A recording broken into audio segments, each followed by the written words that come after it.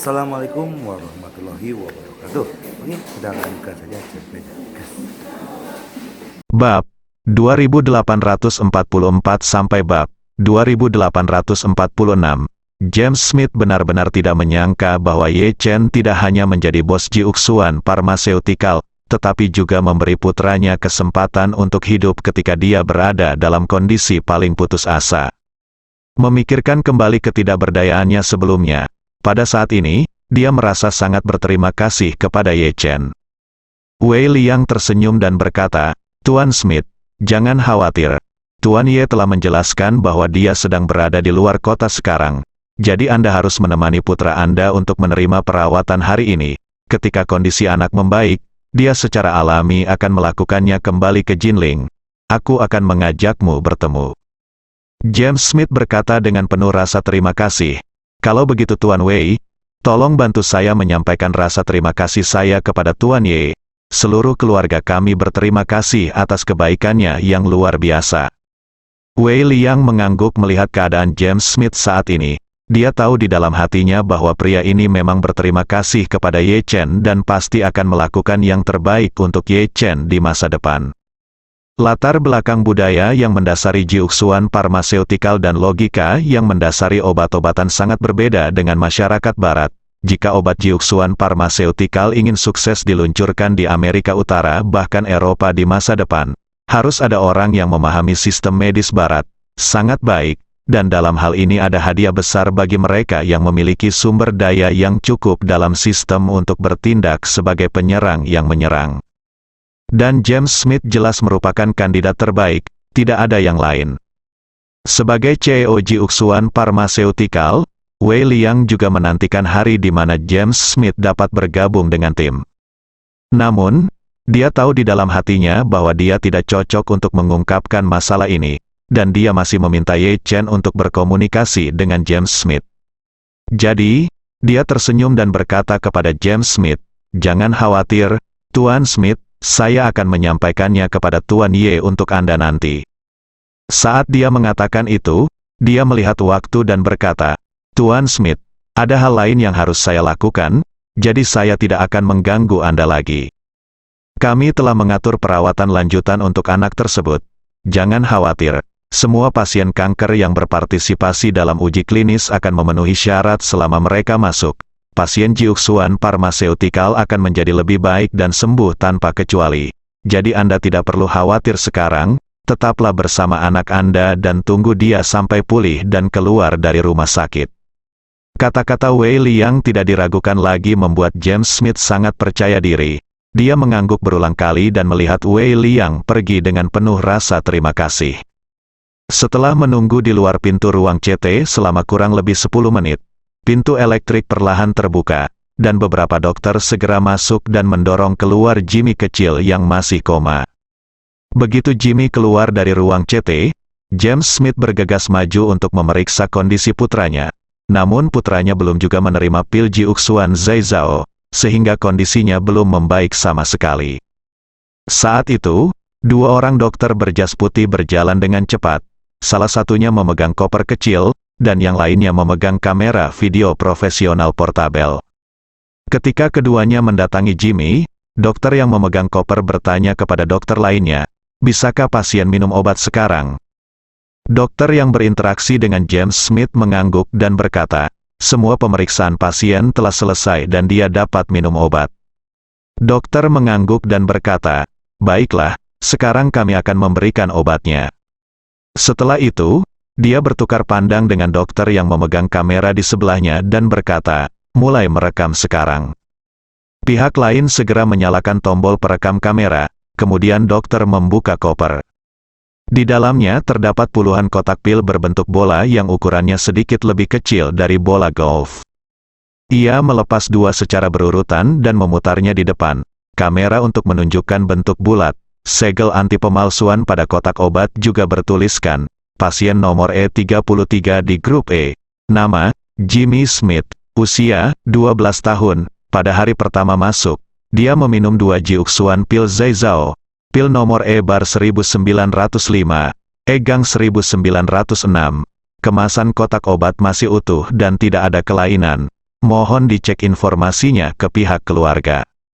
Setelah itu, dia menyerahkan kedua pil Jiusuan Zaizao kepada James Smith dan berkata, "Tuan Smith, mohon periksa keutuhan kedua pil ini. Jika tidak ada masalah, kami akan membongkarnya dan memberikannya kepada anak tersebut." James Smith bertanya dengan heran, apakah proses pengobatannya begitu ketat? Dokter mengangguk dan berkata, "Saat ini, banyak orang yang membayar banyak uang untuk membeli pil Jiusuan Zao di pasar gelap. Harga pembelian satu pil telah melebihi jutaan dolar. Oleh karena itu, untuk memastikan obatnya adalah akhirnya diminum oleh pasien, kami harus memeriksa setiap pil Jiusuan Zao secara internal. Pil-pil tersebut dicatat dengan jelas. Mulai sekarang hingga pasien dipulangkan, setiap kali dia meminum pil Jiusuan Zaizao, spesialis kami akan mengantarkan obat secara pribadi dan mengawasi pasien untuk mengambil." James Smith sadar, pil Jiusuan Zaizao seharusnya menjadi satu-satunya obat di pasaran yang dapat menyembuhkan semua penyakit kanker secara tuntas. Selain itu, persediaan di pasaran tidak ada. Orang-orang kaya yang sedang sakit pasti akan membayar harga yang sangat mahal untuk membelinya. Jika obat itu tidak dikontrol secara ketat, mungkin ada orang-orang di dalam Jiusuan Pharmaceuticals atau anggota keluarga pasien yang akan memutar otak untuk menjual pil Jiusuan Zaizao karena keuntungan yang besar. Pengawasan yang ketat terhadap proses pengeluaran obat dari gudang dan pengambilannya dapat mencegah hal tersebut terjadi. James Smith dengan hati-hati memeriksa kemasan luar dari kedua pil Jiusuan Zaizao, dan setelah memastikan bahwa tidak ada yang abnormal, dia menyerahkan pil tersebut kembali kepada dokter dan berkata, "Tidak ada yang salah dengan pil tersebut. Tolong berikan kepada Anda anakku sesegera mungkin." Dokter mengangguk sedikit, membuka salah satu pil di bawah sorotan kamera dan semua orang, lalu meminta dokter untuk membuka mulut Jimmy dengan lembut, lalu memasukkan pil tersebut ke dalam mulutnya. Segera setelah itu, dia mengikuti pola yang sama dan memasukkan pil kedua ke dalam mulut Jimmy. Kedua pil Jiusuan Zaizao dengan cepat larut di dalam mulut Jimmy. Obatnya tidak hanya mengandung obat yang dapat mengobati kanker, tetapi juga memiliki ramuan yang dapat dengan cepat memulihkan vitalitas tubuh. Oleh karena itu, kulit Jimmy yang pucat dan tidak berdarah segera pulih, agak kemerahan. Semenit kemudian, Jimmy terbangun. Ia perlahan membuka matanya dan mendapati dirinya berada di lingkungan yang asing dengan banyak orang asing di sekitarnya. Ia sedikit gugup sejenak. Ketika James Smith melihat putranya sudah bangun, dia bergegas ke depan dan berkata dengan penuh semangat, Jimmy, kamu sudah bangun, ayah ada di sini." Ketika Jimmy melihat James Smith, kegugupannya langsung mereda, dan dia tidak bisa menahan diri untuk tidak bertanya, "Ayah, di mana saya? Di mana ibu saya?" James Smith menangis kegirangan dan tersedak isak tangisnya. "Kamu berada di Jiusuan Pharmaceutical. Ibu dan saudara perempuanmu sedang menunggu kabar tentang kami di luar. Jika mereka tahu kamu sudah bangun, mereka akan sangat bahagia." Meski Jimmy masih muda, ia sudah lama mengetahui bahwa penyakitnya hanya bisa disembuhkan dengan pil Jiusuan Zaizao dari Jiusuan Pharmaceutical. Itulah sebabnya ayahnya jauh-jauh membawanya ke sini dari Amerika. Namun, dia juga mengetahui bahwa situasinya tidak memenuhi persyaratan untuk dimasukkan dalam uji klinis pil Jiusuan Zaizao dan dia telah ditolak oleh Jiusuan Pharmaceutical. Oleh karena itu, ketika saya mendengar ayah saya mengatakan bahwa dia berada di Jiusuan Pharmaceutical, saya terkejut. James Smith bertanya kepadanya dengan prihatin, "Jimmy, bagaimana perasaanmu sekarang? Apakah kamu merasa lebih baik dari sebelumnya?" Jimmy mengangguk sedikit dan berkata dengan jujur, "Sekujur tubuh saya merasa jauh lebih baik, dan bagian yang sakit sebelumnya juga telah membaik. Ayah, bukankah saya harus mati?" James Smith memegang tangannya, mengangguk berat dan tersedak isak tangisnya. "Jangan khawatir, Jimmy, kamu tidak akan mati, kamu akan panjang umur. Ayah berjanji." Dokter di samping berkata, "Tuan Smith, kondisi anak itu lebih baik sekarang. Mari kita kirim dia kembali ke bangsal dulu. Dia harus kembali ke bangsal dan istirahat yang baik. Dia akan terus minum obat di bangsal. Waktu yang sama besok, tubuhnya akan semakin diperkuat. Saya yakin itu tidak akan memakan waktu beberapa hari." Jimmy bisa bangun dari tempat tidur dan bergerak. "Baik," James Smith berkata dengan semangat, "Terima kasih, dokter, terima kasih." Dibutuhkan seorang jenius untuk mengingat alamat website ini dalam 1 detik. Novel Bikuge, pembaruan tercepat, tanpa iklan. Saat kondisi Jimmy sudah lebih stabil, Ye Chen dan Lin Wan'er sudah berangkat ke Dianan pula. Kota yang dinamai teh ini memiliki sejarah lebih dari 1000 tahun, tidak hanya singgah di jalan kuda teh kuno, tetapi kini juga menjadi kawasan penghasil teh puer yang penting. Ketika Lin Wan'er meninggalkan Dali, dia mengambil abu orang tuanya dari Dali dan akhirnya menguburkannya di Pule. Setelah tidak kembali ke sini selama lebih dari 300 tahun, Lin Wan'er tidak dapat lagi mengingat seperti apa kota ini sebelumnya. Menurut Lin Wan'er, dia hanya mengeluarkan abu orang tuanya dari Dali. Ketika mereka dimakamkan di Pule, dia diam-diam memilih harta karun geomantik untuk menguburkan kedua abu tersebut. Dia tidak membeli atau membuat peti mati untuk orang tuanya, kuburan dan batu nisan. Hampir mustahil untuk menemukan dua abu yang terkubur di sini lebih dari 300 tahun yang lalu. Untungnya, Lin Wan'er ingat bahwa tempat orang tuanya dimakamkan secara diam-diam adalah gunung teh bernama Gunung Erlang. Apalagi Lin Wan'er masih ingat ia mengubur abu orang tuanya di bawah pohon teh puer terbesar dan paling lebat di Gunung Erlang. Namun, pada peta saat ini, tidak ada informasi tentang Gunung Erlang yang dapat ditemukan di area Pule.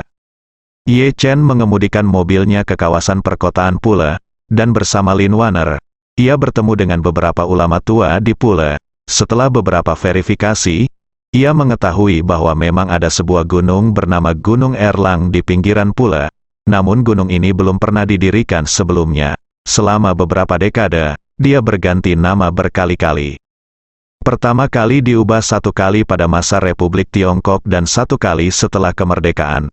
Pada tahun 1960-an, ketika gerakan ini muncul, diubah 1 kali untuk mendirikan slogan-slogan di gunung tersebut. Pada akhir tahun 1970-an, ketika gerakan tersebut berakhir, gerakan tersebut diubah lagi. Perubahan nama terakhir terjadi lebih dari 20 tahun yang lalu, ketika berganti nama menjadi Gunung Zicheng. Konon gunung ini dan luas sekitarnya lebih dari 20 mil merupakan kawasan produksi teh yang sangat terkenal di Pule. Sejak dinasti Qing, industri teh di sini secara bertahap membentuk skala, dan menjadi yang terbaik. Produksi teh di Pule, salah satu distrik.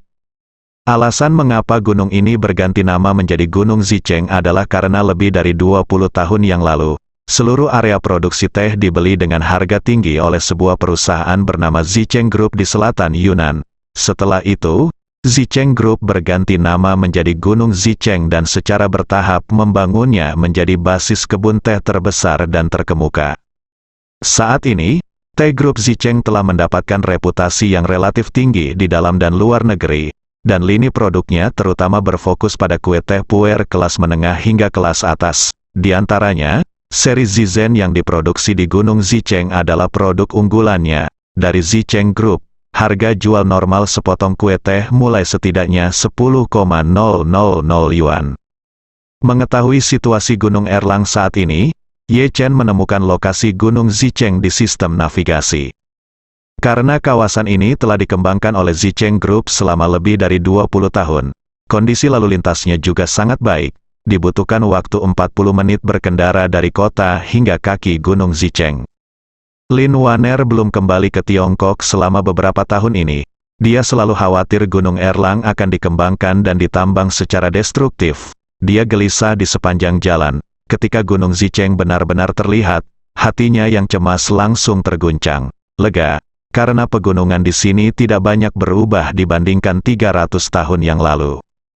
Meskipun Gunung Erlang telah berganti nama, namun tetap menjadi kawasan penghasil teh, sehingga belum mengalami transformasi dan perkembangan drastis selama bertahun-tahun. Jejak perkembangan terbesar adalah Zicheng Group membangun jalan semen langsung dari Jalan Raya Nasional ke Jalan Raya, kaki gunung, dan mereka juga membangun pabrik pengolahan teh di daerah dataran di kaki gunung. Saat jarak mobil masih lebih dari 10 km dari Gunung Erlang, pegunungan hijau subur sudah terlihat di depan mobil. Lin Wan'er, yang berada di samping, sudah sedikit bersemangat. Melihat dia menggosok tangannya dengan gugup, Ye Chen tidak bisa menahan diri untuk tidak bertanya, apakah kamu yakin orang tuamu dimakamkan di gunung ini? Dikonfirmasi, Alin Warner berkata, meskipun nama gunung itu telah berubah, penampilannya tidak berubah. Pasti ada di sini. Sambil berbicara, dia menambahkan, saya hanya tidak tahu apakah pohon teh puer masih ada. Jika pohon itu hilang, mungkin akan sulit menemukannya. Ye Chen berkata, tidak apa-apa, aku akan mencarimu sampai aku menemukannya. Lin Warner mengangguk penuh rasa terima kasih dan berkata kepada Ye Chen, jika pohon teh puer itu masih hidup, umurnya akan 1000 tahun, ini jelas merupakan pohon teh terbesar dan paling subur di sini. Saat dia mengatakan itu, dia tidak bisa menahan diri untuk tidak menghela nafas. Namun, itu jauh dari induk tanaman puca di tepi Tianqi, yang memiliki umur 10.000 tahun. Ye Chen tersenyum dan berkata, ada perbedaan besar antara 1000 tahun dan 10.000 tahun. Semakin dekat jaraknya, detail Gunung Erlang semakin terlihat jelas. Lin Warner menunjuk ke pohon teh yang sangat lebat di dekat puncak gunung dan berkata dengan penuh semangat kepada Ye Chen, jika saya benar, saya akan mengubur abu orang tua saya di bawah pohon itu. Ye Chen mendongak, dan tentu saja dia melihat sebuah pohon besar berdiri di garis puncak dekat puncak gunung. Seluruh gunung pada dasarnya terbuat dari pohon teh yang seragam, tingginya sekitar 1 meter, tetapi pohon ini adalah satu-satunya yang memiliki terpanjang ini sangat tinggi, sehingga Anda dapat membedakannya bahkan dari jarak jauh. Ye Chen tidak heran saat memikirkan cerita yang diceritakan Lin Warner tentang Ibu Puca.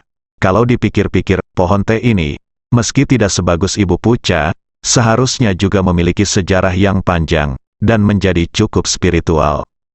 Saat mobil mendekati kaki gunung, Ye Chen tiba-tiba merasa sedikit bingung.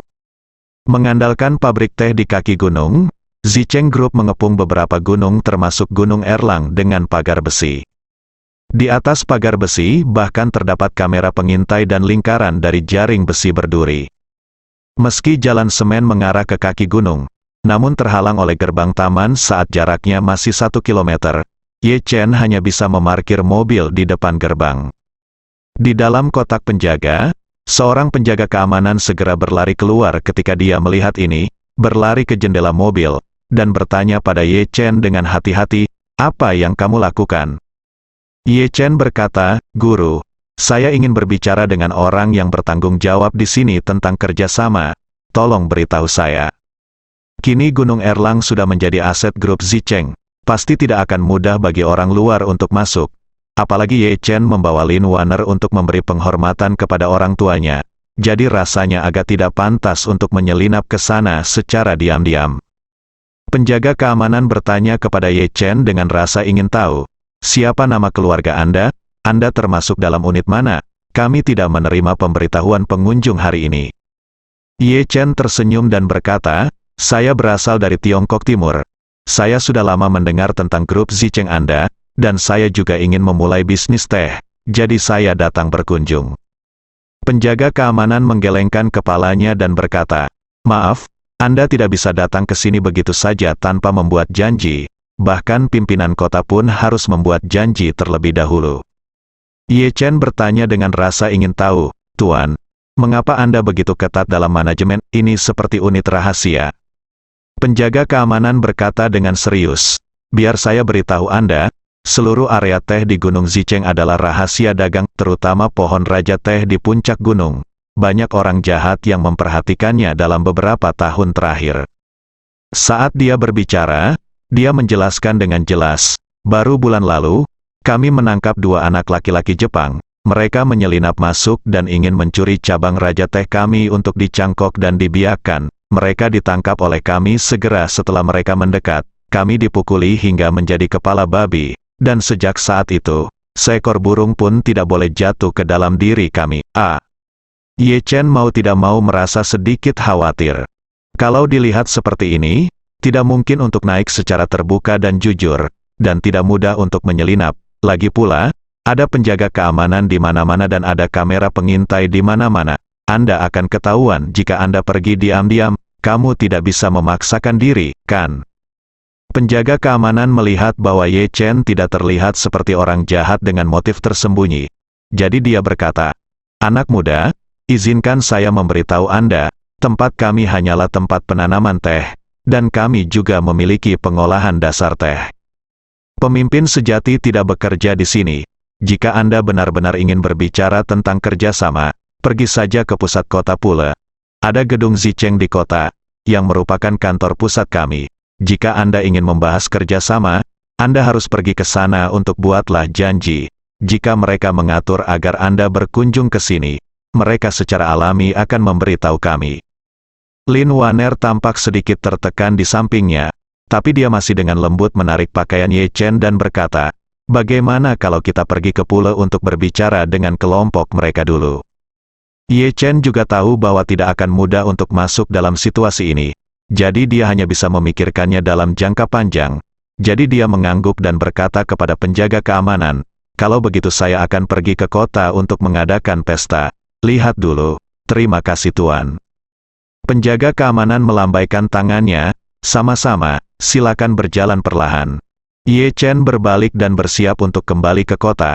Pada saat yang sama, dia tidak dapat menahan diri untuk tidak mengeluh pada dirinya sendiri. Jika saya tahu lebih awal, saya seharusnya memahami situasi spesifik di kota Pule terlebih dahulu, dan pergi untuk berbicara dengan grup Zicheng dulu.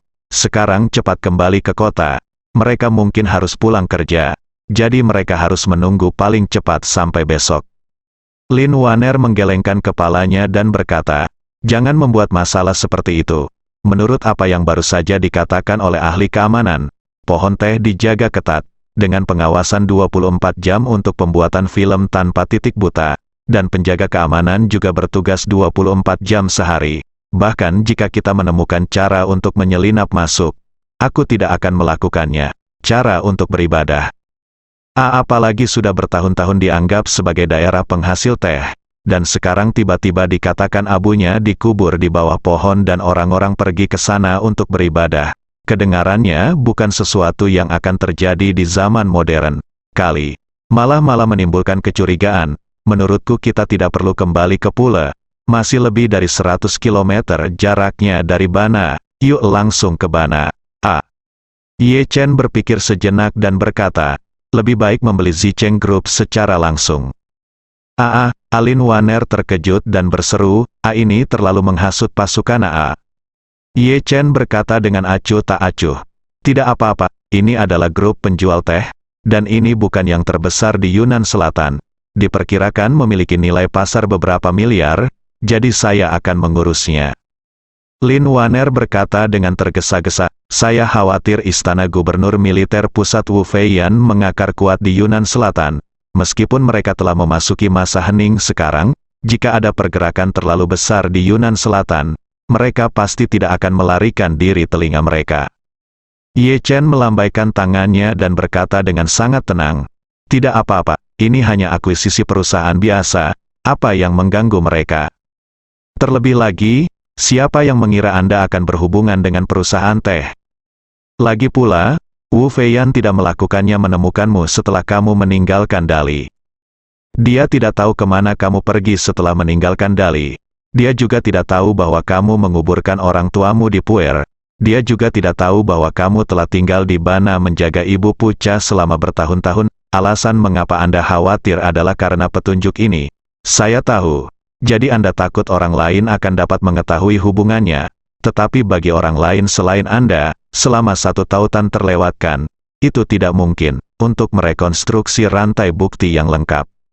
Saat dia berbicara, dia melihat ke arah Lin Waner dan berkata dengan tegas, "Serahkan masalah ini padaku, dan biarkan saja. Aku akan mengatur semuanya. Tunggu saja sampai aku menelepon." Lin Waner menggigit bibirnya dengan ringan saat ini, dan merasa bahwa apa yang dikatakan Ye Chen masuk akal, dan Ye Chen tiba-tiba mengambil alih masalah tersebut, yang membuatnya merasa bahwa dia dapat mengandalkan orang lain untuk pertama kalinya. Setelah berpikir sejenak, dia mengangguk sedikit dan berbisik penuh rasa terima kasih. Kalau begitu aku akan menerimamu, Tuan Lao." Ye Chen tersenyum tipis, segera mengeluarkan ponselnya dan menelepon Su Ziyu. Di mata dunia luar, Keluarga Su adalah musuh bebuyutan keluarga Ye. Jika grup Zicheng membiarkan keluarga Su maju untuk membelinya, tentu akan lebih aman. Ketika panggilan tersambung, Su Ziyu bertanya dengan gembira dan penuh hormat di ujung telepon yang lain. Tuan Ye, apa instruksi Anda untuk menelepon Ziyu? Ye Chen berkata, Nona Su, saya ingin meminta bantuan Anda. Su Ziyu buru-buru berkata, Tuan Ye, Anda dan Ziyu tidak perlu bersikap sopan. Jika Anda memiliki pertanyaan, berikan saja instruksi Anda. Ziyu akan melakukan yang terbaik untuk menanganinya. Ye Chen berkata, bantu aku membeli grup Zicheng di selatan Yunnan sekarang, lebih cepat lebih baik. Zicheng Group adalah perusahaan terkenal di selatan Yunnan, tetapi karena industri yang dijalankannya relatif vertikal, maka tidak terkenal di luar lingkaran teh. Su Ziyu bahkan belum pernah mendengar nama grup Zicheng. Namun gaya aktingnya selalu cakap dan lugas, tanpa ada kecerobohan, sehingga di ujung telepon yang lain, sambil mengambil pulpen dan kertas dari mejanya, ia berkata, baik Pak Ye, apa perlu kerja sama saya? Ye Chen berkata, saya harap Anda menggunakan nama keluarga Su untuk berbicara dengan bos mereka.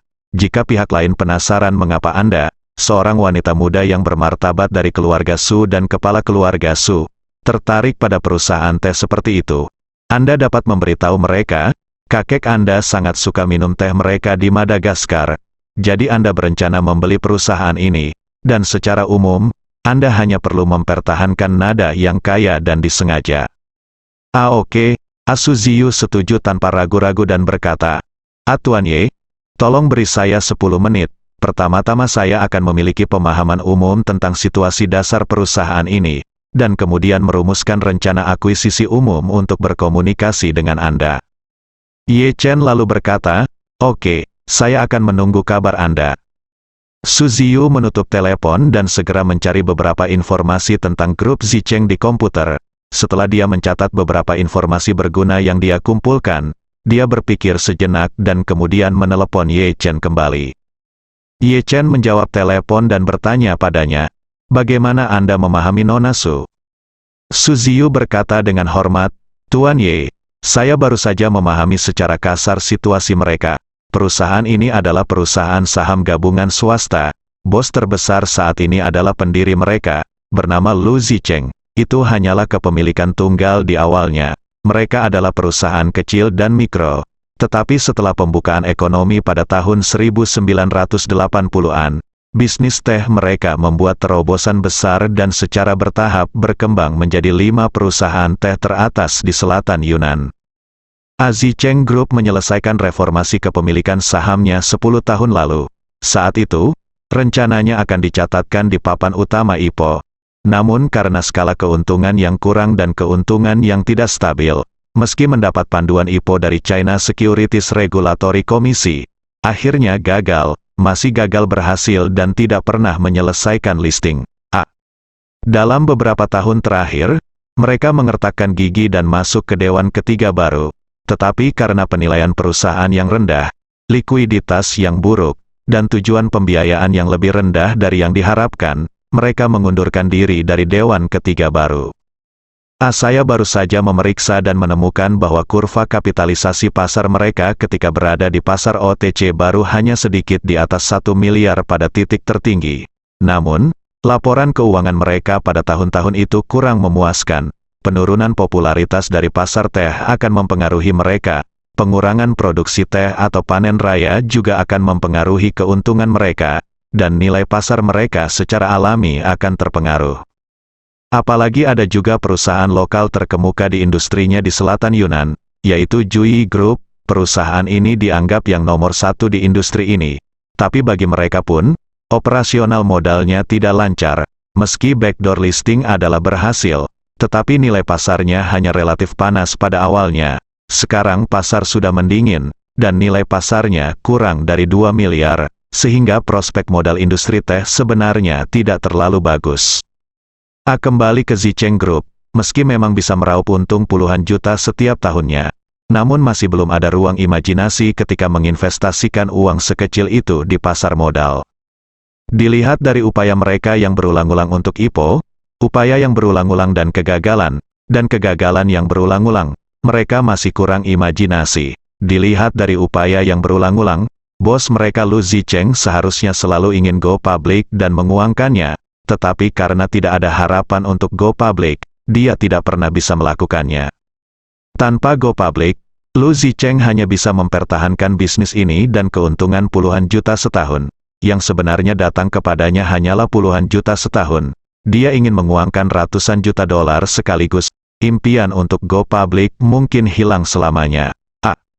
Ye Chen tidak menyangka bahwa Su Ziyu dapat memilah dan merangkum begitu banyak informasi efektif hanya dalam 10 menit, dan dia sangat menyadari ketajaman bisnis, penilaian, dan kemampuan profesional wanita ini. Dia bertanya kepada Su Ziyu, dari sudut pandang Nona Su, jika kita mengakuisisi perusahaan ini, berapa harga yang bisa kita minta untuk mencapai tujuan kita? Su Ziyu berkata, Tuan Ye, dari informasi yang saya temukan sejauh ini, rasio kepemilikan saham publik bos mereka Lu Zicheng adalah 57,6%. Tetapi melalui struktur ekuitas dan kepemilikan saham opsi lainnya, perhitungan keseluruhannya seharusnya 57,6%, 78,5%. Itu adalah pemegang saham utama yang layak, jika Anda ingin berhasil mengakuisisi grup Zicheng. Selama Anda bisa mendapatkan persetujuan Lu Zicheng, itu akan dianggap sukses. Dilihat dari pendapatan Lu Zicheng saat ini, jika dia terus bekerja di bisnis ini, jika dia beruntung, dia bisa mendapatkan 30 hingga 40 juta setahun. Jika dia tidak beruntung, dia mungkin tidak mendapatkan 1 sen pun sepanjang tahun, atau bahkan kehilangan uang. Dalam 20 tahun ke depan, pendapatan bersih yang diperoleh seseorang dari grup Zicheng tidak boleh melebihi 600 juta.